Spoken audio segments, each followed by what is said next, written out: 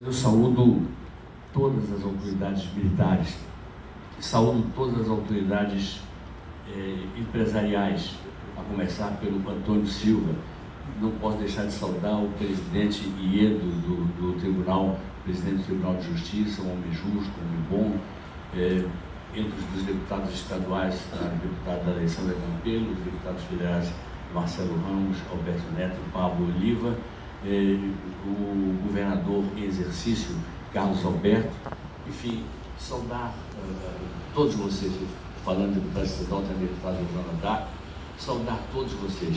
A gente dá uma sincopada nisso e entra na parte substantiva do que se tem que fazer, desembargador Socorro Guedes. Mas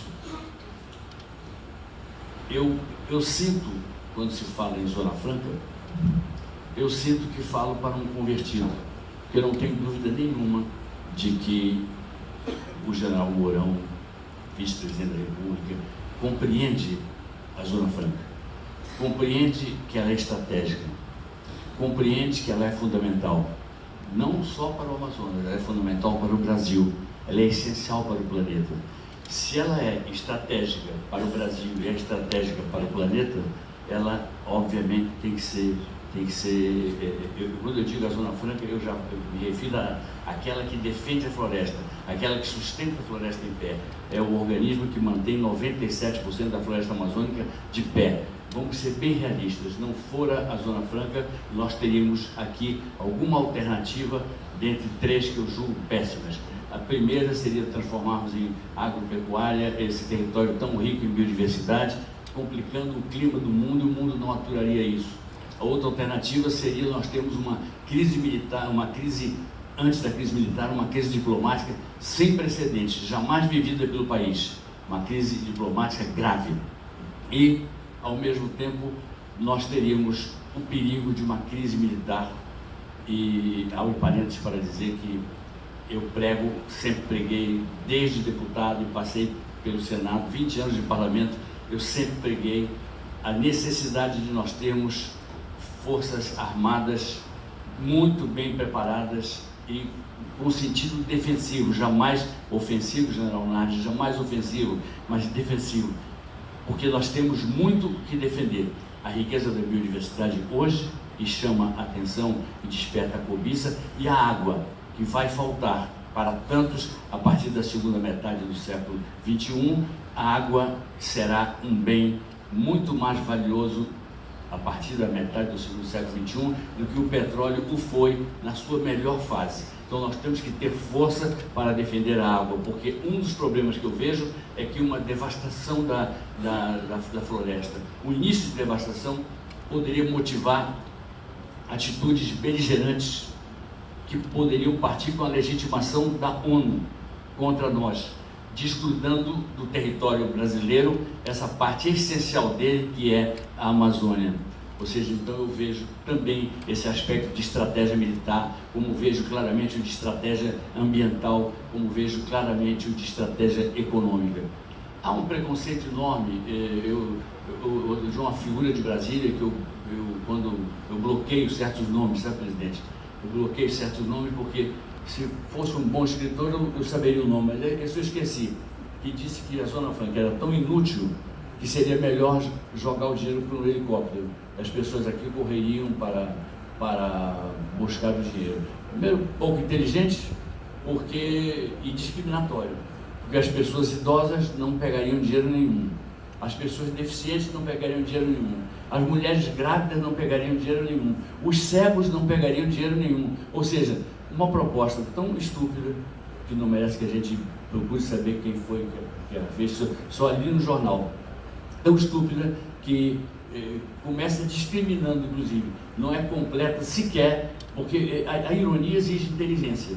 A ironia fina, primeiro a ironia tem que ser fina, se ela não for fina, vira grosseria. A ironia tem que ser inteligente, a ironia tem que ser algo capaz de motivar o bom humor, de fazer pensar sobre ela, enfim, meu prezado coronel Alfredo Menezes. Então, eu percebo que o Brasil precisa compreender com clareza, porque eu tenho certeza que o nosso presidente compreende, a necessidade de se fazer uma grande reforma da Zona Franca que não tem telefonia celular que preste, não tem internet boa, e aqui eu devo dizer que eu já vi muita tolice ser praticada, Serafim, ao longo dos meus 40 anos de vida pública, muita tolice. Uma das maiores foi que reuniram um grupo de pessoas, certamente com algum interesse por trás, e proibiram a construção de foram o IFAM e conseguiram tombar o Encontro das Águas, como se a gente pudesse tombar o rio. Tombaram uma casa, a gente tomba, vamos tombar esta casa, ninguém toca nela. Mas tombar o Rio Amazonas foi uma estupidez brutal, porque evitou que se fizesse um porto à altura das necessidades de uma economia que porventura estivesse bombando. Com a Zona Franca trabalhando a meia boca como está trabalhando, nós não temos esse caos portuário que eu preveria se a Zona Franca estivesse, ela deverá estar brevemente trabalhando a todo vapor. Então precisamos de porto, precisamos de hidrovias, precisamos da hidrovia do Rio Madeira inicialmente, nós precisamos da BR-319, que já está aberta, ela é fundamental para nós, quebra o nosso isolamento em relação ao Brasil e quebra o nosso isolamento em relação ao Pacífico, ela só faria bem a nós e seria quase que um prêmio dado ao único estado da Amazônia que realmente evitou a devastação. Então, quem evitou a devastação mereceria um pequeno arranhão, algo superficial, não tocaria em nervo, não alejaria, não criaria, não exigiria cirurgia, seria um corte superficial, como quando a gente anda numa trilha e é arranhado por um espinho, enfim. Eu lhe digo isso porque tenho certeza que estou falando para um convertido. Estou falando para alguém que tem raízes fortes na nossa região e que mais do que ninguém, como todos os ilustres militares que aqui estão, entendem a importância de nós tratarmos a Zona Franca. Castelo Branco pensava em segurança nacional quando criou a Zona Franca. Roberto Campos, aquele genial economista, ele pensava em desenvolvimento econômico. E nós hoje temos que pensar também nessa variável ambiental. E as três coisas se juntam em algo chamado segurança nacional. Nós temos que ter essa preocupação. Esta é uma região importante. E não é à toa que ela cedia hoje o mais forte exército brasileiro. A parte mais forte do exército brasileiro está aqui. Por quê? Porque é a região das fronteiras, é a região dos contenciosos, é a região mais delicada, é a região que precisa estar mais atenta a quaisquer investidas de fora. Não acontece esse perigo no leste, não acontece esse perigo de maneira tão grave no sul. Daí a sabedoria com que o Exército foi aos poucos transformando o Comando Militar da Amazônia no mais expressivo setor do Exército brasileiro. Então, muito bem, general, nós temos essa luta e sabemos que a reforma tributária é necessária, a reforma tributária é fundamental. A reforma tributária vem para simplificar o sistema tributário e vem para arrecadar mais, para arrecadar melhor, arrecadar com mais justiça. E nós temos que ter cuidados para entender que, como toda regra tem exceção, a exceção da regra é justamente a Zona Franca de Manaus. A única Zona Franca, além da de Terra do Fogo, que a Organização Mundial do Comércio tolera. A única, porque ela sabe do peso ambiental da Zona Franca de Manaus.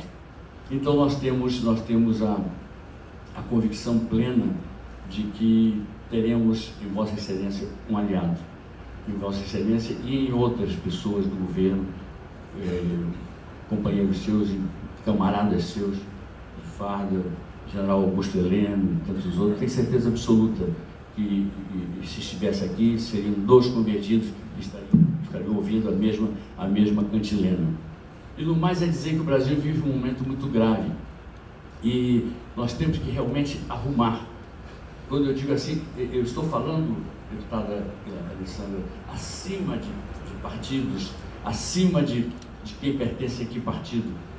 Hoje não há mais possibilidade, nem justificativa, nem inteligência em alguém argumentar ideologicamente contra a reforma da Previdência. Não existe mais. É questão de não morrer. É questão de sobreviver. A reforma da Previdência tem que sair. Ela é uma essencialidade. Ela é inevitável. Se ela não, eu me lembro quando nós começamos a discutir a necessidade da aprovação da reforma da Previdência, o déficit anual dela era de 2,5 bilhões de reais. E era um déficit grande, e um déficit que assustava, porque nós sabíamos que ele ia crescer em proporções geométricas se a reforma não se realizasse. O Chile a fez, todos os países que prosperaram a fizeram, e nós temos que entender isso. que é melhor, quem sabe, algum sacrifício imposto a alguns e poupando os mais pobres, óbvio, quem sabe melhor isso do que nós termos depois uma população inteira sem receber ajuda externa, uma população inteira sem ter recursos para pagar salários, um quadro de caos, voltando aquela coisa horrorosa que era a hiperinflação, voltando a desordem nas contas públicas. Aliás, a ordem tem que ser reposta nas contas públicas, porque de um governo para outro nós vimos um rombo de 139 bilhões de reais. Isso tem que ser organizado no prazo máximo de 2 anos, é o que eu creio. Então a reforma da Previdência não é mais uma discussão.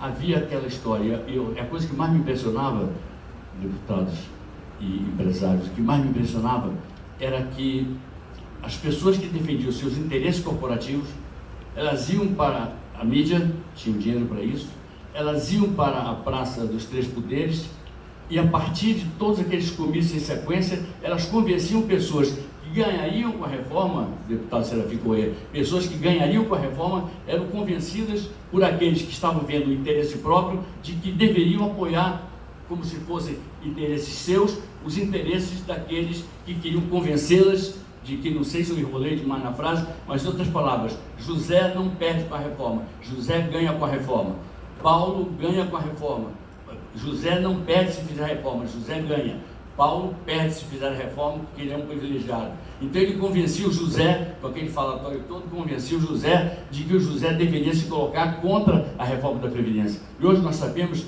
que é uma discussão que não se trava mais. O Brasil estaria assinando um atestado de incompetência histórica e de traição à história se não tomasse essa medida, que é uma medida urgente, uma medida necessária e que exige tranquilidade, exige articulação parlamentar, exige articulação com a sociedade, exige explicação exaustiva de cada passo que tem que ser travado, cada passo que tem que ser acertado, de cada atitude que tem que ser tomada. Por isso, eu tenho certeza que a bancada do Amazonas jamais deixaria de cumprir com o seu dever, até porque compreende como ninguém, e eu conheço a qualidade de todos eles, é uma bancada do melhor nível, e a eles eu rendo homenagem, e tenho certeza que os parlamentares de quaisquer outros estados não haverão de pensar diferente por se tratar de um assunto de tamanha importância e de tamanha relevância. Sobre a Amazônia, eu encerro, general, e dizendo que eu tive uma professora no Instituto Rio Branco, chamada Berta Becker. Ela deixou 2 pensamentos, entre milhões que ela produziu. Ela dizia que eu estava numa aula, confesso que distraído, quando ela disse que havia 3 cidades no Brasil, apenas 3, com efetiva vocação de cidade mundial. E eu disse, olha, não tem novidade. Não sei se ela vai dizer São Paulo ou Rio ou São Paulo. Naquela altura era natural falar Rio e depois São Paulo. Era natural nos anos 70. E ela disse Rio, São Paulo, e a terceira, eu pensei, eu torci por Salvador. Eu falei, a terceira é Salvador. Jamais me passou pela cabeça que aquela cidadezinha pequena de 200 mil habitantes, chamada Manaus, pudesse ser a terceira, e ela disse, a terceira é Manaus. Aí explicou por quê. Explicou no ontem, lá nos anos 70, o hoje. Explicou o hoje no ontem. Ela se antecipou no tempo com a genialidade que lhe era peculiar e demonstrou com clareza todo o potencial que nós temos, todas as riquezas que podem nos jogar para um futuro brilhante, levando no bojo o nosso povo e levando no bojo uma parceria brilhante que enriqueceria também a nação brasileira. Outro pensamento dela, e com esse eu encerro quando eu digo do prazer de tê-lo aqui, tenho acompanhado suas atitudes, tenho acompanhado sua postura, peço que transmita meus cumprimentos ao senhor presidente da República, Jair Bolsonaro, transmita a ele meus cumprimentos, e eu encerro lembrando de novo a minha professora Berta Becker. Ela dizia que tem 3 grandes riquezas no mundo, 2 não tão exploradas e pertencentes a todo mundo. O fundo do mar, muito rico, pouco explorado e pertence a muita gente. A outra riqueza é a Antártida. pouco explorado, mais estudo do que exploração, e pertence a todo mundo, inclusive o Brasil, Joana Alnaz. O Brasil tem um pedacinho na Antártida. Ela dizia que a única riqueza efetiva das três que pertence a um só Estado nacional é a Amazônia. E a Amazônia, ela tem uma grande parte da sua proteção na floresta, que preserva 97% da maior parte da floresta, que é a parte que cobre o território amazonense. Ou seja, nós temos que olhar a Amazônia como estratégica, temos que olhar a Zona Franca, que sustenta essa floresta de pé, como estratégica, e fazer disso para o governo uma verdade tão clara quanto aquela que foi compreendida pela Organização Mundial do Comércio, que é compreendida pelo Banco Mundial, que é compreendida por tanta gente. O Banco Mundial já nos fez críticas, mas o Banco Mundial reconhece, ele sabe que se não fosse essa alternativa, nós não teríamos outra a não ser a de voltar a ser um porto de lenha. Enfim, o mundo nos apoia, o Brasil precisa nos apoiar. Eu olho pessoas que amam a Amazônia por aí e que têm preconceitos contra a Zona Franca. Eu explico de um por um, quando encontro em aeroporto, encontro aqui e acolá, explico de um por um que sem a Zona Franca nós não teríamos floresta amazônica. E sem Zona Franca nós não teríamos paz. E sem Zona Franca não teríamos bons acordos diplomáticos. Sem Zona Franca nós teríamos, quem sabe, fricções militares. E por isso eu me lembro da minha professora, com muita saudade, com muito carinho, para lhe dar as boas-vindas. O recebo como amazonense, embora nascido em outro estado, no Rio Grande do Sul, mas o recebo como amazonense, o recebo como um homem que tem demonstrado postura. Isso é fundamental, postura pública, postura, seriedade e boa desenvoltura no trato das questões internacionais, que me parece que tem sido essa parte que tem sido designada pelo Presidente da República, mas eu concordo com o senhor ter saído bem nesse campo. E mais, não é apelo, é o agradecimento por saber que temos no senhor um grande aliado da Zona Franca e conte conosco nessa luta brasileira pela reforma previdenciária. Muito obrigado.